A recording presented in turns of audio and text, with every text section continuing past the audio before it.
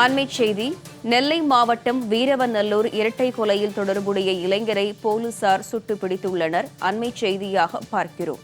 வனப்பகுதியில் பதுங்கியிருந்த கிருஷ்ணன் என்ற அஜித் என்பவரை சுட்டு பிடித்துள்ளனர் காவல்துறையினர். அண்மைச் செய்தியாக பார்க்கிறோம்.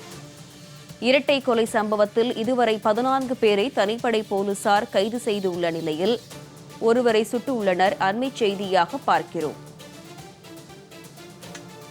அஜித்தை பிடிக்க சென்றபோது போலீசார் மீது தாக்குதல் நடத்தியதில் ஒருவருக்கு வெட்டுக்காயம் ஏற்பட்டுள்ளது. நெல்லை இரட்டை கொலை வழக்கு சம்பவத்தில் ஒருவர் சுடப்பட்டுள்ளார். அண்மைச் செய்தியாக பார்க்கிறோம். விவரங்களை செல்வராஜ் வழங்க கேட்கலாம். செல்வராஜ், முழு விவரம் என்ன? நெல்லை மாவட்டம் இரட்டை கொலை சம்பவத்தில் ஒருவர் சுடப்பட்டுள்ளார். அண்மைச் செய்தியாக பார்க்கிறோம்.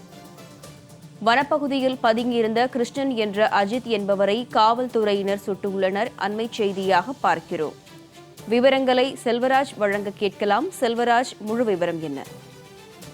நிச்சயமா காயத்ரி, நெல்லை மாவட்டம் வீரவநல்லூர் பகுதியில் மூலச்சி கிராமத்தைச் சேர்ந்தவர் காளிமுத்து, அவரது மகன் ஜெயராஜ் ஆகிய 2 பேர் கடந்த 2ஆம் தேதி படுகொலை செய்யப்பட்டார்கள். இந்த வழக்கில் அவரது காளிமுத்தோட மற்றொரு மகன் சின்னத்துறை படுகாயமடைந்து பாளையங்கோட்டை அரசு மருத்துவமனையில் அனுமதிக்கப்பட்டுள்ளார்.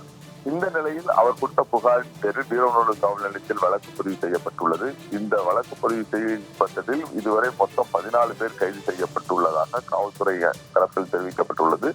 வீரவநல்லூர் காவல் நிலைய எல்லைக்கு உட்பட்ட 80 அடி கால்வாய் வனைப்பகுதியில் இரட்டை கொலை வழக்கில் தேடப்பட்டு வந்த குற்றவாளிகள் பதுக்கி இருப்பதாகவும் ரகசியமாக காவல்துறைக்கு தகவல் என்பது கிடைத்துள்ளது. இதனைத் தொடர்ந்து அங்குள்ள உதவி ஆய்வாளர் சினேகாந்த் தலைமையில் சிறப்பு படையினர் அங்கு விரைந்து சென்றுள்ளார்கள். கைது நடவடிக்கை மற்றும் மோதல் நடைபெற்றுள்ளதாக கூறப்படுகிறது. அங்கு பதுங்கியிருந்த கிருஷ்ணன் என்ற அஜித் மூலச்சி கிராமத்தைச் சேர்ந்தவர்.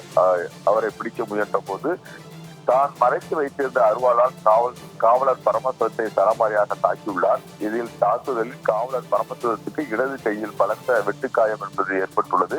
இதனைத் தொடர்ந்து பாதுகாப்புக்காக குற்றவாளிகளை கட்டுப்படுத்துவதற்காக காவல்துறை அங்கிருந்த ஒரு சப் இன்ஸ்பெக்டர் தனது கையில் துப்பாக்கியை வைத்து அவரை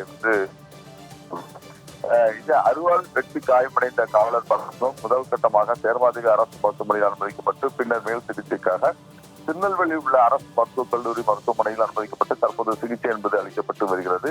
துப்பாக்கி சூட்டில் காயமடைந்த குற்றவாளி அஜித்தும் கைது செய்யப்பட்டு உரிய பாதுகாப்புடன் திருநெல்வேலி அரசு மருத்துவக் கல்லூரி மருத்துவமனையில் அனுமதிக்கப்பட்டு தற்போது அவருக்கும் சிகிச்சை என்பது அளிக்கப்பட்டு வருகின்றன. இந்த வழக்கில் காவல்துறையில் தீவிரமாக தேடுதல் வேட்டையில் மேற்கொண்டு வருகிறார்கள். நேற்று இரவு வரை இந்த வழக்கில் மற்றொரு குற்றவாளியான சுபாஷ் என்ற காவலர் என்பவரையும் காவல்துறையினர் கைது செய்துள்ளார்கள். அவரும் இரத்த அழுத்தம் மற்றும் பிபியின் காரணமாக சிறுநீரக பிரச்சனை காரணமாக தற்போது அரசு மருத்துவமனையில் அனுமதிக்கப்பட்டு சிகிச்சை பெற்று வருகிறார். மற்றொரு குற்றவாளியான மணி என்ற மணிமாறன் நேற்று காலை நீதிமன்றத்தில் சரணடைந்துள்ளார். இதைத் தொடர்ந்து இந்த நடவடிக்கை மூலமாக வீரவநல்லூர் இரட்டை கொலை வழக்கில் இதுவரை மொத்தம் 14 பேர் கைது செய்யப்பட்டுள்ளார்கள். இந்த வழக்கை தீவிரமாக விசாரணைகளை மேற்கொண்டு வருகிறார்கள். மேலடியாக அந்த காயமடைந்த காவலரை நெல்லை மாவட்ட காவல்துறை கண்காணிப்பாளர் விஸ்வேஷ் பாலசுப்ரமணிய சாஸ்திரி மற்றும் நெல்லை சரக டிஐஜி திருநாவுக்கரசு ஆகிய 2 பேரும் நேரில் சென்று தங்கள் ஆசையை தெரிவித்து நடந்த சம்பவம் தொடர்பாக கேட்டறிந்துள்ளார்கள். இது தொடர்பாக தொடர்ந்து வழக்கு பதிவு செய்யப்பட்டு விசாரணை மேற்கொள்ளப்பட்டு வருகிறது. மேலும் இந்த இரட்டை கொலை வழக்கில் மேலும் பல குற்றவாளிகளை தேடி வருவதாக நெல்லை மாவட்ட எஸ்பி தெரிவித்துள்ளார். செல்வராஜ், விவரங்களை வழங்கியமைக்கு நன்றி.